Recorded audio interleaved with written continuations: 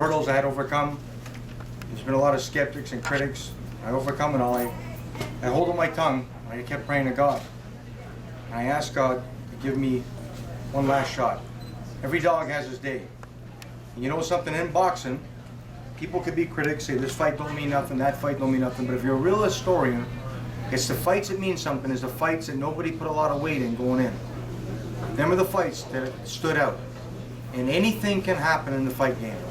A fight can be turned around in one punch. Styles makes fights. Fighting this man, Roy Jones Jr., I mean, he's like Michael Jordan of basketball. I mean, the man, you can't, if you're a critic to this man, you're just being full of hate and rotten. And that's the truth. This man has done things that nobody can do. I mean, he's knocked people out with his hands behind his back. I mean, he's done things that, it's like Matrix, the movie that he was in. But fighting him and training for him is like a light switch on in my life. It took me to another level.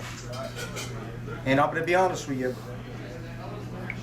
I've never seen a fighter like him in my life do the things he does out of the ring too. A lot of people don't know this, the heart of God he's got. He does so much. He's a nice man, giving me his opportunity. He's got a great team. I want to thank everybody behind the scenes right now that made this fight happen.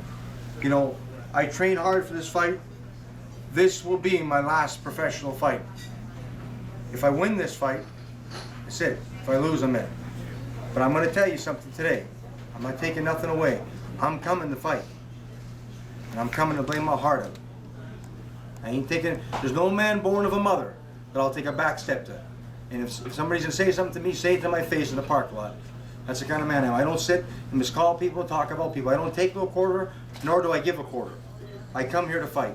I lay my heart out. And I do believe, with all my heart, I'm going to win this fight. It's like, remember the movie Braveheart? They're going out to battle, and the big fella looked at William Wallace and said, well, we didn't get dressed up for nothing. I'm not here for nothing. I'm here for a good reason. Believe me, I didn't drive in the rain here and be torturing my boy all the way over here, listening to his crazy music channels. I'm here for a reason. And I promise you, I'm going to make everybody proud. And I want to thank everybody behind this fight right now. Thank you, thank you. And thank you, Mr. Ward. Thank you, Roy Jones. I won't let nobody down. Again, anybody that doesn't look at this fight the right way, you're crazy. Look at the fights in Europe and Russia and them fights. No, no, no. Right here in the greatest city in boxing, one of them in the world, brotherly love, right here. This cruiserweight fight will not be forgotten. It's going to go down in 2013, and the critics will eat their words. I promise you that one, my pal. I wish you the best, and thank you, everybody, for coming out on a dirty day like this. Thank you, sir. Thank you, Sir Jack, for coming out. Thank you. Thank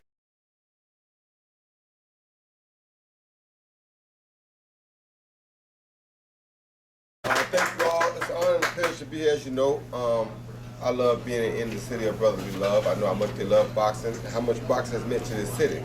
I want to say thank you to everybody that participated. It's so good to see Mr. Jimmy Benz again. Haven't seen him in a long time.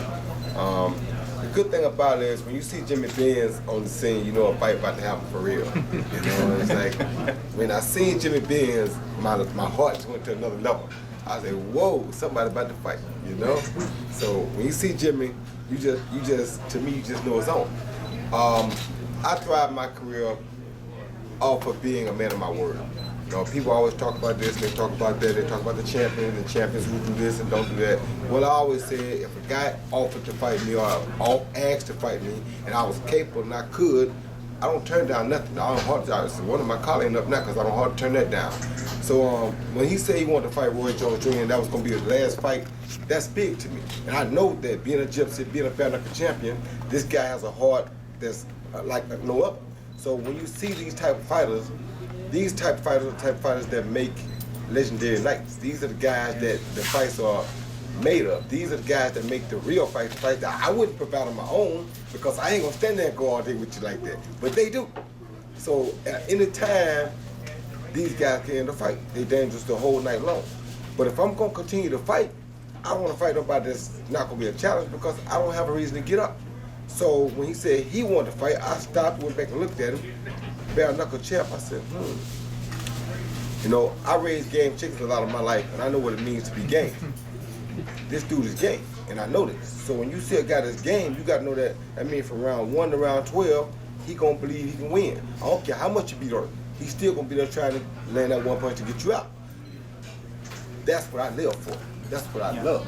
My job is to see how many I can put on him before he ever try to get to throw that punch, and make sure he don't get to ever throw that punch. So this is intriguing for me as it is for him. The other thing is, when I do go to England, because I love things like the bare knuckle fighting and the roosters, the Gypsies always treat me really good. So they always were great fans of mine. They always show me the best of love. So how could I not show them the love in return and fight one of their own kind in his last fight? So for me, people say, why you keep going? Because I love it. I love to fight. And you know, I said, you know, jokingly, I do need a tune-up before I fight Anderson Silva. If I fight Anderson Silva, if he wins his fight.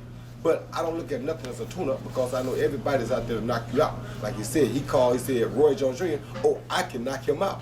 So that lets you know what his mind was at right away. So my job is to make sure that does not happen. And I'm here to tell y'all right now, I'm just like he is. I don't have much to talk about. I don't bother nobody. I don't expect nobody to bother me.